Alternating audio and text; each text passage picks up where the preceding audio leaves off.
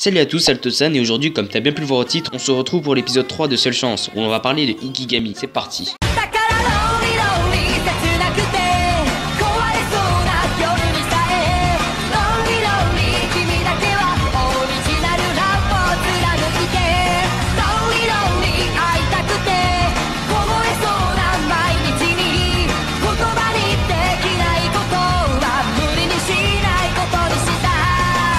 Donc Ikigami est un manga qui, comme tu peux le voir en bas, a été créé par Motoro Mase, qui est l'auteur et le dessinateur de cette œuvre. Ikigami est publié au Japon par Shogakukan et il a été prépublié la première fois le 29 janvier 2009 dans le magazine Young Sunday. Il contient 208 pages noir et blanc et coûte dans les alentours de 8,29 €. Il y a aussi une nouvelle édition qui vient de sortir du nom de Ikigami Ultimate Edition, qui quant à elle a été prépubliée dans le Young Sunday le 23 septembre 2015. Cette Ultimate Edition contient 426 pages noir et blanc plus des pages couleurs et son prix est de 9,99 €. Il faut savoir qu'un tome de cette Ultimate Edition regroupe 2 tomes de la série, ce qui est pour 2 tomes un prix plus que raisonnable. Cela permet tout simplement de rafraîchir la série, de la faire découvrir à un nouveau public, qui pour une raison X n'était pas présent lors de la première édition. C'est Kazé qui s'occupe de l'édition d'Ikigami en France et on peut très largement classer cette série dans la catégorie seinen. Analysons maintenant l'extérieur du livre. Bon, même si je l'ai pas en ma possession, mais attends, avant d'écrire ton commentaire, je tiens à préciser que je l'avais emprunté. Et là tu vas me dire, elle est où ta preuve? Va sur mon Twitter et regarde, j'ai mis une photo du livre, le lien dans la description. Bref, sur la première de couverture, on aperçoit comme d'hab le nom de la série, Ikigami Préavis de mort, le numéro du tome et le nom de l'auteur, ainsi que les noms de l'éditeur qui est autre que Kazé. Mais ils ont rajouté seinen qui te montre dès la première de couverture que c'est un manga pour adultes. On aperçoit le héros de la série, même si le mot héros ne le définit pas très bien, on verra ça plus tard. Ce personnage tient dans sa main une sorte de bout de papier avec une photo d'identité et une heure. Et sur cette transition qui n'en est pas une, passons à la 4ème de couverture. Donc dans cette 4ème de couverture, on aperçoit le même papier que tenait le héros à quelques détails près. En bas, il y a le mini synopsis avec une phrase plus grande que les autres, avec écrit: que feriez-vous de vos dernières 24 heures. Cette phrase introduit très bien l'intrigue qui sera présente tout au long du manga. Et en lisant la phrase, tu te poses la question avant de lire le manga, et ça c'est bien. Et tu imagines des scénarios possibles, mais tu dois être toi qui regarde la vidéo et qui n'a pas lu Ikigami dans 90% des cas, qui sont divisés eux-mêmes en 3 parties. La première qui ne sait pas, mais alors pas du tout, ce qu'il va faire lors de ces dernières 24 heures. La deuxième catégorie sont ceux qui savent et qui ont sûrement choisi l'option noble, rester avec sa famille, faire le maximum de bien. Ou encore la troisième catégorie, ceux qui durant leurs dernières 24 heures feront leurs gros enfoirés et foutront le gros bordel. Et bah sache que le manga que tu as entre la main ou entre la souris, petit Lascar, va te montrer des situations dont même en cherchant des années tu n'aurais pas réussi à trouver. Ce manga est rempli d'histoires poignantes et émouvantes. C'est un thriller d'anticipation comme tu n'en as jamais vu. Et c'est parti pour le résumé d'Ikigami.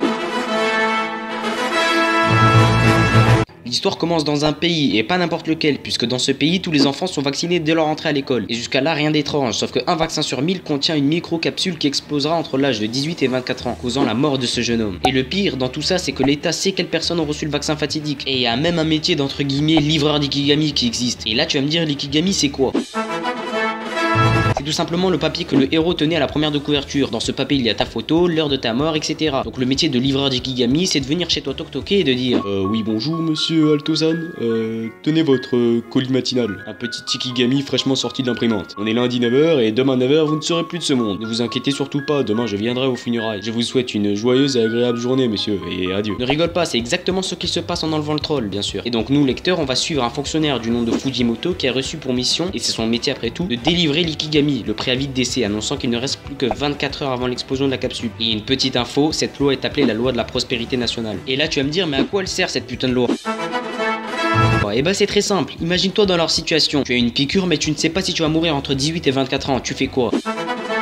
Et bah voilà, tu profites un maximum de ta vie et c'est l'objectif de la loi. Pour eux, trop de gens ne profitent pas assez de leur vie. Donc avec cette loi, ça t'oblige à profiter un max de ta life. Et cette question se pose aussi indirectement au lecteur. Profites-tu réellement de ta vie? Médite sur cette question, seul toi peux en trouver la réponse. Dès qu'il donne l'Ikigami à la personne qui va mourir dans les 24 heures, on ne suit plus Fujimoto, mais la personne qui a reçu l'Ikigami. Et donc on suit tout ce qu'elle fait durant ces dernières 24 heures. C'est pour cela qu'au début de la vidéo, je ne savais pas si j'appelais Fujimoto le héros ou pas. Car lors des premiers tomes, on suit surtout ceux qui ont reçu l'Ikigami. Mais attention, cela est que pendant les premiers tomes. Plus les tomes avanceront et plus l'importance de Fujimoto augmentera au sein de l'histoire, car ne crois surtout pas qu'il est inutile. Lors des premiers tomes, loin de là, chacune de ses interventions sont très importantes. Grâce à lui, et comme il est débutant, il pose plein de questions sur le fonctionnement de l'Ikigami, et son supérieur lui explique, et donc nous explique indirectement à nous. Chacune de ses interventions sont très pertinentes, et plus l'histoire avance, et plus dans sa tête il va remettre en question cette fameuse loi. Et grâce à lui, on va pouvoir savoir ce que ressentent les livreurs de l'Ikigami, car ne crois surtout pas qu'ils viennent de sourire aux lèvres transmettre ce maudit papier. Chacune des livraisons est un passage éprouvant, voire traumatisant pour le livreur, et ça on le voit à travers de Fujimoto, qui étant débutant a du mal à être totalement insensible. Et bon, et comme l'auteur est un petit enfoiré qui veut devoir verser une larme, on suit pas juste la personne qui reçoit l'Ikigami pendant 24 heures. Non, là ça serait vraiment trop simple. Très souvent on suit la personne peu de temps avant la réception de son Ikigami. Comme ça on rentre dans son contexte, ce qui rend la chute de son histoire encore plus émouvante. Et alors là je peux te garantir que tu vas verser des larmes. Bon, passons maintenant au dessin.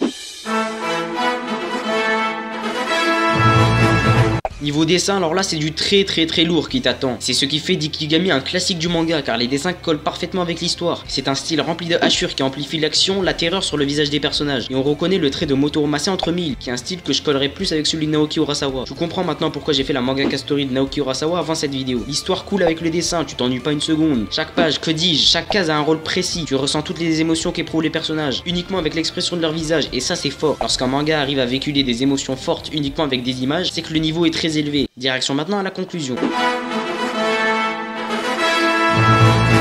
Bon, tu l'auras compris, Ikigami est un classique du manga. C'est grâce à ce manga et à Death Note que j'ai réalisé que les mangas, c'est pas que de la baston à base de super pouvoirs. Au passage, une seule chance sur Death Note, ça vous intéresse ou pas? Les commentaires sont ouverts pour toi. Revenons à Ikigami. Oui, Ikigami c'est que du bon. Et je peux te garantir que tu ressors pas du tout indifférent à la lecture de ce livre. Et pour finir la vidéo en beauté, on se laisse avec le trailer d'Ikigami.